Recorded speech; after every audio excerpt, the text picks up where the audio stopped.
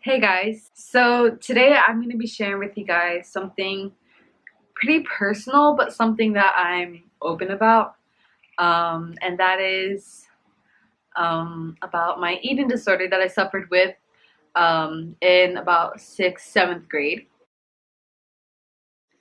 I was I was never diagnosed, but I did suffer with anorexia.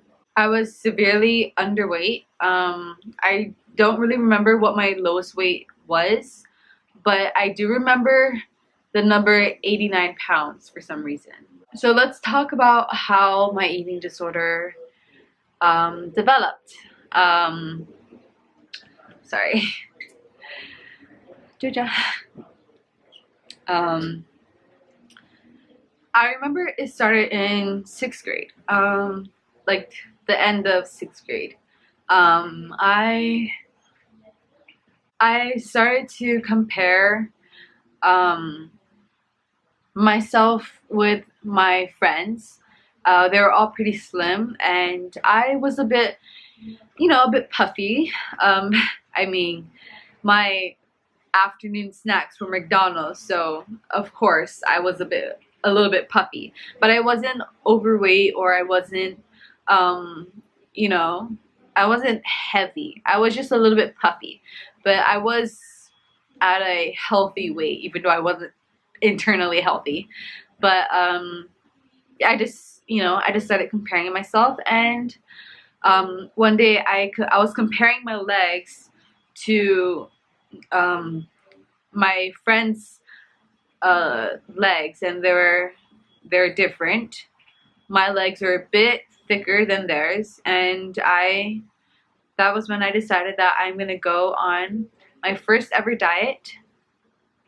Um, and the first strategy was to cut out McDonald's. So I quit McDonald's in a day.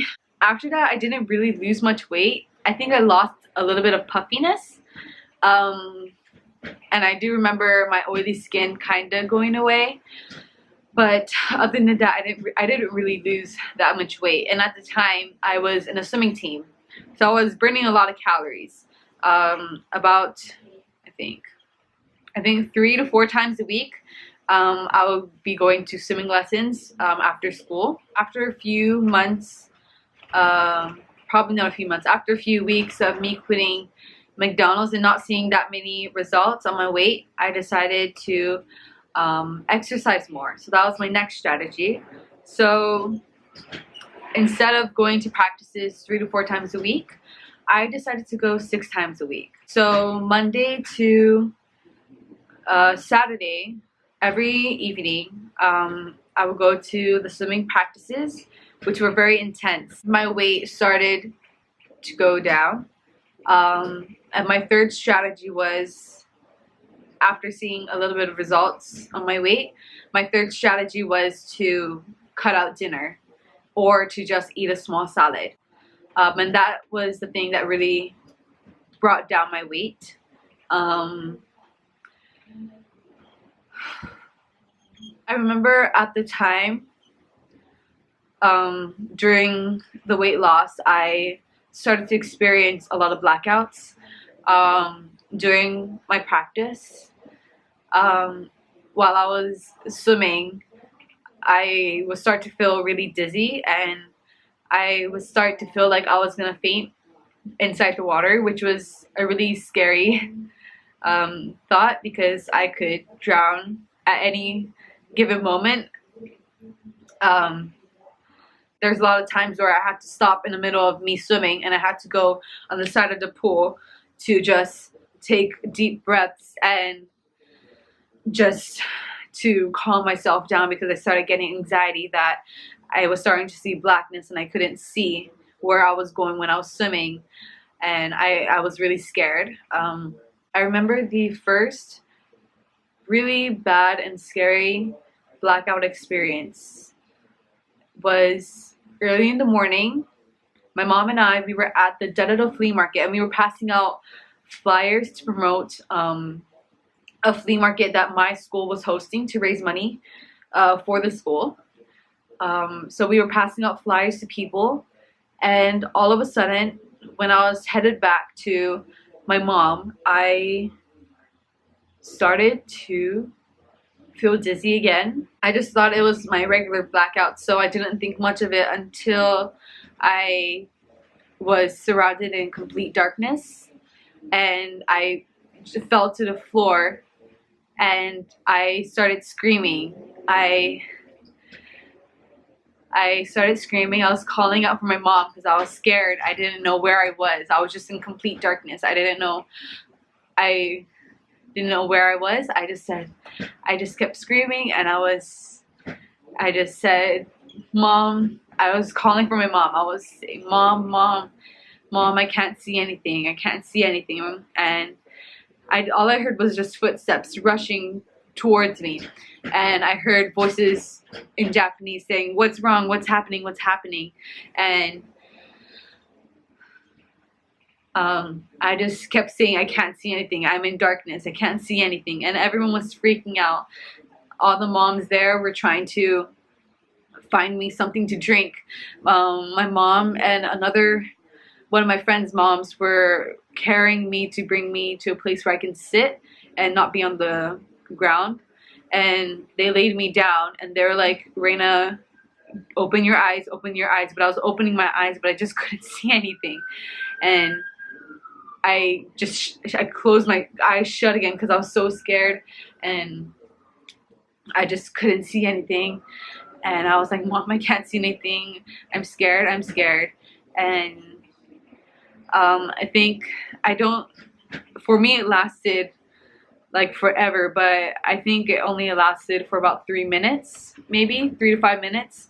I was just in complete darkness. And once I was starting to see the light, I didn't even know if it was, the light or, me, starting to wake up from this blackout. And but luckily I survived the blackout. I didn't die. I thought I was, and everyone around me thought I was gonna die. That was the first ever really bad experience with one of my blackouts, where I really thought it was just the end. I remember that day I was like, maybe this dieting has kind of taken too far, and I need to slow down a bit. That was when I kind of realized it. But once you're in an eating disorder, it's really hard to get out of it. It really messes with your mind. And even after that, I couldn't bring myself to eat. I remember another blackout where this one I actually got injured. So I was just walking through my hallway, and all of a sudden I got really dizzy, and then I started falling, and I couldn't control my body. My body just went completely numb, and I fell, and I hit my head on the kitchen counter, and I fell backwards, and then I like leaned toward my mom's desk, and then I hit my eye, like right below my eye where the bone is. I hit there, like on the corner of my mom's desk, and I fell to the floor. And my mom rushed to me from her room, and I was unconscious at the time. And for about 30 seconds, I was probably unconscious. And then I couldn't hear anything. I couldn't see anything. I was just on the ground. My mom was just shaking me. Reina, what happened? Reina, are you okay? And then all of a sudden, when I was conscious, I was still in darkness. But once I was conscious, I yelled out, I didn't do it. I don't know why I yelled that out, but I just said, I didn't do it. And my mom was like, what happened? What happened? And I just kept saying, I didn't do it. I don't know what happened. I don't know what happened. I don't know. And then once I snapped out of it and I was looking around, I was conscious, I was fully aware of my surroundings. That's when I just looked at my mom, and I was like, I started to laugh because I was alive. I think that was my wake-up call to really take my recovery seriously. At that time, I think I had already quit my swimming because it was just too dangerous for me, and I just lost the motivation to even continue swimming. Because I had lost so much energy and I was just so unmotivated because everyone around me was starting to, get better times after swimming faster. But I was just getting slower and slower because my body didn't have any energy. My body was just trying to keep me floating on the water. That's the only energy it had. It didn't have any energy to make me swim forward faster and faster. Like I was using all my energy to keep myself floating on the water. And I just, after seeing everyone getting faster than me and, me just getting slower and slower at swimming, I just lost motivation to even continue swimming. So I had quit swimming.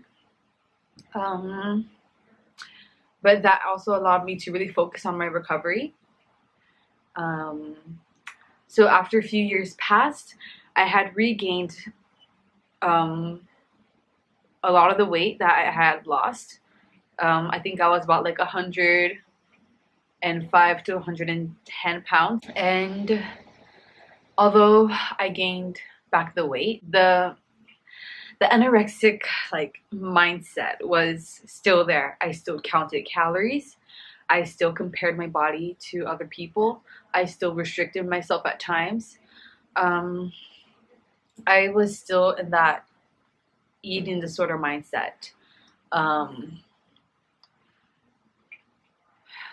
And one day I was looking through YouTube, something about, my weight, something about how to eat but also lose weight, or maintain your weight, something like that. And then that's when I came across FullyRaw Kristina, and I saw one of her videos on how she transitioned into a fully raw lifestyle. And that video was the video that kind of inspired me. And after watching that video, I actually decided to go fully raw, and I was fully raw for 9 months straight.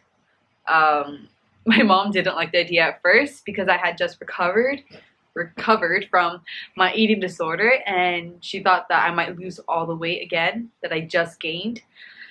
So she was a bit, worried about me, but she just let me do my own thing. And I was fully raw for 9 months until my dad told me to eat meat again. But then after that, I watched a speech called 101 Reasons Why You Should Go Vegan. I think that's what it's called. And also The Greatest Speech You'll Ever Hear. And those two speeches really opened the door to veganism. And after I watched those two speeches on YouTube, I was like, I am gonna go vegan. And that leads me to where I am right now.